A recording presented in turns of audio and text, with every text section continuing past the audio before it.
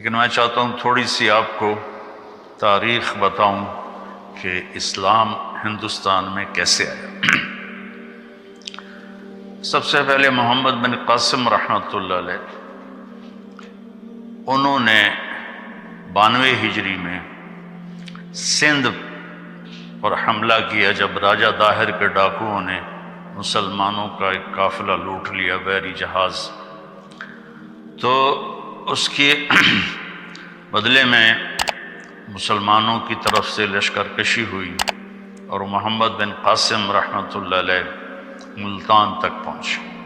ان کے پاس 12,000 کا لشکر تھا، لیکن جب وہ ملتان پہنچے وہ لشکر 1 لاکھ ہو چکا تھا کہ مقامی لوگ فوج کے اخلاق اور محمد بن قاسم کی سیرت سے اتنے متاثر ہوئے، وہ جوک در جوک مسلمان ہوتے چلے گئے، اور ملتان جب پہنچے تو وہ 1 لاکھ میں تبدیل ہو چکے تھے۔ تو سب سے پہلے سرزمین ہند میں اسلام کی حکومت قائم ہوئی۔ ادھر ہندوستان کے ساحلی علاقوں پر تاجروں کی وجہ سے اسلام پھیل چکا تھا، لیکن باقاعدہ جو حکومت قائم ہوئی وہ سندھ میں ہوئی۔ اس کے بعد اللہ کے نیک بندے صوفیاء کرام آتے رہے اور دعوت دین دیتے رہے، اور ان کے ذریعے سے لوگوں میں اسلام کی بارے میں بیداری ہوئی اور انہوں نے قبول کرنا شروع کیا اپنی خوشی سے۔ اوپر جو ہندوستان ہے جس کو اتر پردیش کہتے ہیں، وہاں جو اسلام کی حکومت قائم ہوئی وہ شہاب الدین غوری رحمۃ اللہ علیہ نے حکومت کو قائم کیا۔ اس سے پہلے محمود غزنوی نے 17 حملے کیے، لیکن انہوں نے کوئی حکومت قائم نہیں کی، بلکہ بس فتح کر کے واپس چلے جاتے تھے۔ البتہ بھیرا تک، ملتان تک انہوں نے اپنی حکومت کو وسیع کیا، کہ اس وقت ملتان میں ایک کافر طبقہ تھا جو کہتا ہم مسلمان ہیں، قرامطہ، لیکن وہ بہت ہی گندے سفاک لوگ تھے، تو ان کو محمود غزنوی نے صاف کیا۔ پھر 1191 صدی میں ہندوستان کا سب سے بڑا حکمران پرتھوی راج تھا۔ ہندوستان میں راجے مہاراجے بہت سارے تھے، صرف 2 کی حکومت قائم ہوئی پورے ہندوستان پر، ایک جلال الدین اکبر اور ایک اورنگزیب عالمگیر۔ تو 1190 میں شہاب الدین غوری اور پرتھوی راج کی لڑائی ہوئی تراوڑی کے میدان میں، جس میں شہاب الدین غوری کو شکست ہوئی اور وہ زخمی ہو کر گر رہا تھا۔ پیچھے سے ایک ترک سپاہی نے اپنے گھوڑے سے چھلانگ لگائی اور ان کو یوں پکڑا اور گھوڑا لے کر وہ لشکر کو چیرتا ہوا نکل گیا، جان بچ گئی۔ اس کے بعد وہ سارا سال بستر پہ نہیں سویا، اور جو بھاگے تھے ان کو بڑی سزائیں دی اس نے۔ پھر 1191 میں وہ اپنا لشکر لے کر دوبارہ نکلا، اور اسی میدان میں آ ٹھہرا جہاں پہلی جنگ ہوئی تھی۔ تو پرتھوی راج اس دوران تیاری کے بغیر مطمئن رہا کہ میں نے شکست دے دی ہے، میرا کوئی کیا بگاڑ سکتا ہے، تو وہ اس میں تھوڑی سستی آ گئی۔ جب لشکر آمنے سامنے ہوئے تو پرتھوی راج نے کہا تم چلے جاؤ ورنہ تمہارا یہی حال کروں گا جو پہلے کیا تھا۔ تو شہاب الدین غوری نے اپنا لشکر ہٹا لیا اتنی دور تک کہ وہ نظر آنا بند ہو گیا، اور پھر صبح سے پہلے اس نے اپنے لشکر کو حملے کا حکم دیا۔ اس وقت پرتھوی راج کا لشکر اپنی پوجا پاٹ میں تھا، تو انہوں نے حملہ کیا، تو اس میں پرتھوی راج قتل ہوا اور ان کو شکست ہوئی۔ اس کی عمر 42 سال تھی۔ تو پھر شہاب الدین غوری رحمہ اللہ تعالی اجمیر گئے، پھر دہلی گئے، وہاں اپنی پوری ایک ٹیم بنائی، اور قطب الدین ایبک ان کا غلام تھا۔ شہاب الدین غوری کی اولاد نہیں تھی، تو انہوں نے قطب الدین ایبک کو اپنا غلام بنایا ہوا تھا، تو انہوں نے اپنا پایا تخت لاہور بنایا، اور دہلی میں التمش تھا ان کا غلام، اس کو بٹھایا، اور ملتان میں ناصر الدین قباشہ تھا، اس کو بٹھایا۔ شہاب الدین غوری واپس افغانستان جا رہے تھے، راستے میں چکوال کے قریب رات میں وہاں کے مقامی لوگ گکھڑ تھے، انہوں نے حملہ کیا اور اس میں شہاب الدین غوری شہید ہو گئے۔ تو قطب الدین بھی کوئی زیادہ حکومت نہیں کر سکے، 4 سال حکومت کی اور ان کا انتقال ہو گیا۔ میں جب لاہور پڑھتا تھا سینٹرل ماڈل سکول، تو آرلی کے پیچھے ایک گلی تھی، وہاں سے گزرتے تو ایک قبر جس میں محلے والے کوڑا پھینکتے تھے وہ قبر ہوتی تھی، تو ایک دفعہ غور سے پڑھا تو وہ قطب الدین ایبک کی قبر تھی۔ پھر ضیاء الحق مرحوم نے اسے وسیع کیا اور مکان خرید کے ڈھا کے بڑا اچھا خوبصورت ان کا مقبرہ بنایا۔ اس کو خاندان غلامہ کہتے ہیں۔ پہلا خاندان جس نے حکومت کی وہ خاندان غلامہ ہے، کہ اصل غلام تھے سارے اور حکومت میں آ گئے تو خاندان غلامہ کہتے ہیں۔ التمش اتنا نیک آدمی تھا، جب خواجہ قطب الدین بختیار کاکی کا انتقال ہوا تو انہوں نے وصیت کی میرا جنازہ وہ پڑھائے جس کی تہجد فوت نہ ہوئی ہو اور جس کی عصر کی سنتیں فوت نہ ہوئی ہوں، میرا جنازہ وہ پڑھائے۔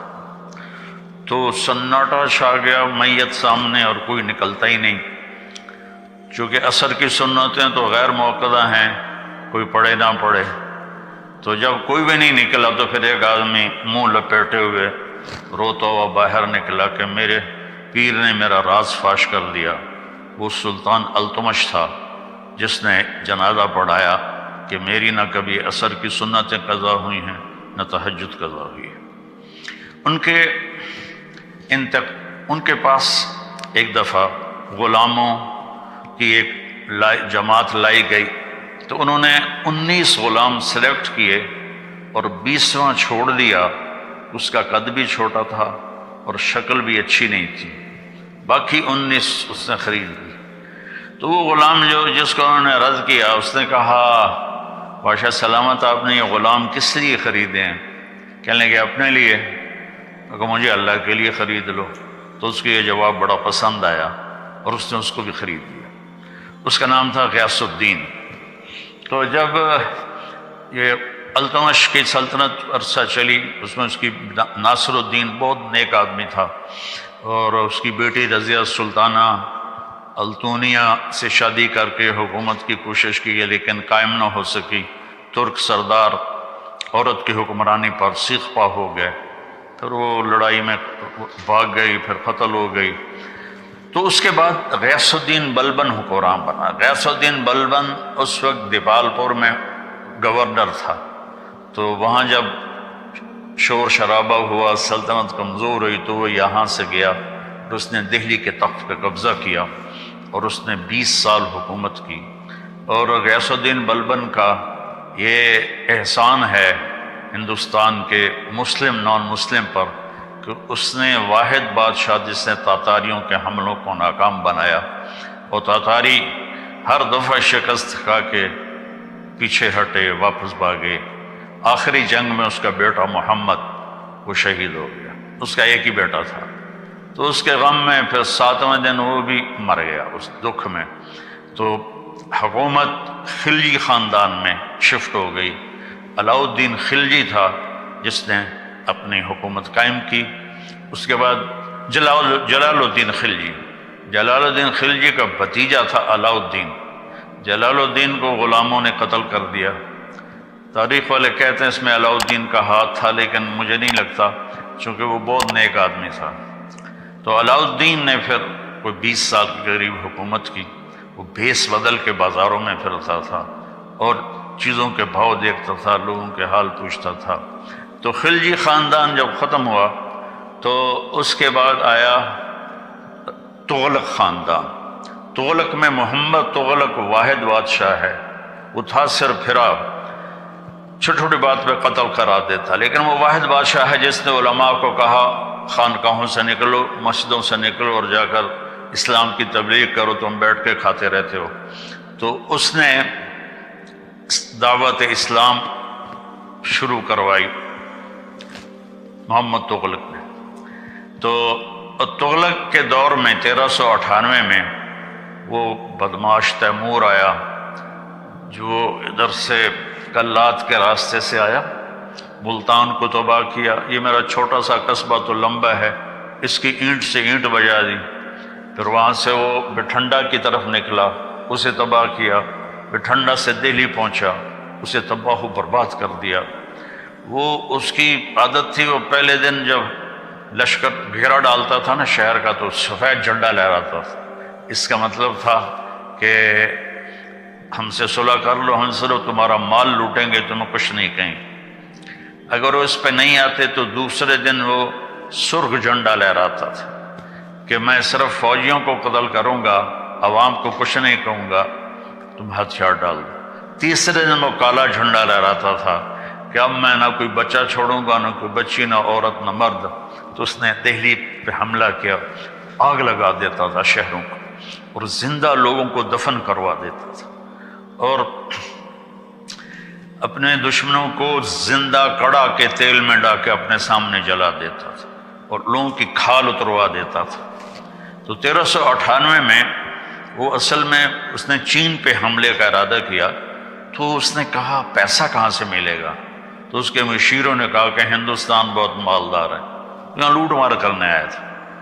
تو اس کے بعد 1,00,000 قیدی بنا کے واپس گیا، اور سادات کو حکومت دے گا، سادات خاندان کی حکومت۔ میں مختصر بتا رہا ہوں تاکہ آپ کے سامنے ایک تصویر آ جائے۔ تو واپس جا رہا تھا تو اس کو سفر میں دشواری پیش آئی کہ 1,00,000 آدمیوں کو لے کے چلا ہونا کہ سب کے سر اڑا دو تاکہ ہم آسانی سے سفر کر سکیں۔ سب کے سر اڑا دی۔ سادات خاندان کے بعد جب ان میں انتشار ہوا اور وہ بکھر گئے تو لودھی خاندان کی حکومت آئی، بہلول لودھی۔ تغلق میں فیروز تغلق بہت بڑا بادشاہ تھا۔ یہ جو مقبرہ بنا ہوا ہے ملتان میں شاہ رخ العالم رحمۃ اللہ علیہ کا، یہ فیروز نے اپنے لیے بنوایا تھا، لیکن جب شاہ رخ العالم کا انتقال ہوا تو اس نے کہا ان کو یہاں دفن کیا جائے۔ تو وہ علم دوست تھا، علماء کی قدر کرتا تھا۔ تو لمبا میں ایک اس زمانے میں مولوی عبداللہ صاحب رحمۃ اللہ علیہ تھے، فیروز تغلق نے ان کو بلایا اور ان کا احترام کیا، ان کو دہلی میں اعلیٰ عہدے پر فائز کیا۔ وہ تو لمبا سے گئے تھے وہاں، ان کے علم کا شہرہ تھا۔ تو تغلقوں کو ختم کر کے تیمور نے سادات کو حکومت دی تھی، وہ چلانے میں ناکام رہے۔ تو بہلول لودھی پٹھان خاندان سے تھا، اس نے چڑھائی کی اور قبضہ کیا اور پٹھان خاندان کی حکومت قائم ہو گئی۔ تو اس کا آخری بادشاہ تھا ابراہیم لودھی۔ وہ بڑا شکی مزاج، چھوٹی چھوٹی بات پہ قتل کروا دیتا تھا، اور لالچی تھا، خزانہ جمع کر کے رکھتا تھا۔ تو لاہور کا جو اس کا صوبے دار تھا، گورنر تھا، اس نے بابر کو دعوت دی کہ تم آؤ اور آ کر دہلی پر حملہ کرو، ہم تمہاری مدد کریں گے۔ تو 1526 میں پھر بابر آیا اور اس نے پانی پت کے میدان میں پہلی لڑائی ہوئی۔ اس میں بابر کے ساتھ صرف 12,000 فوج تھی، اور ادھر ابراہیم کے پاس 1,00,000 کی فوج تھی۔ یہ جو موٹر وے کے راستے میں پہاڑ آتے ہیں، ان کو وہاں ایک جھیل ہے کلر کہار، وہاں جھیل ہے، وہاں ایک پتھر آج بھی پڑا ہوا ہے جس پر کھڑے ہو کر بابر نے اپنی فوج کو تیار کیا تھا کہ بس جان دینی یا پیچھے نہیں جانا ہے۔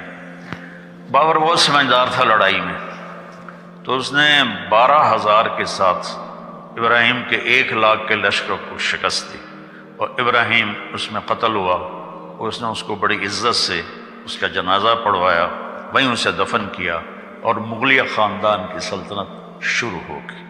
مغلیہ خاندان واحد خاندان ہے جس نے ہندوستان پر 1526 سے لے کر اور 1857 تک حکومت کی، کوئی 325 سال۔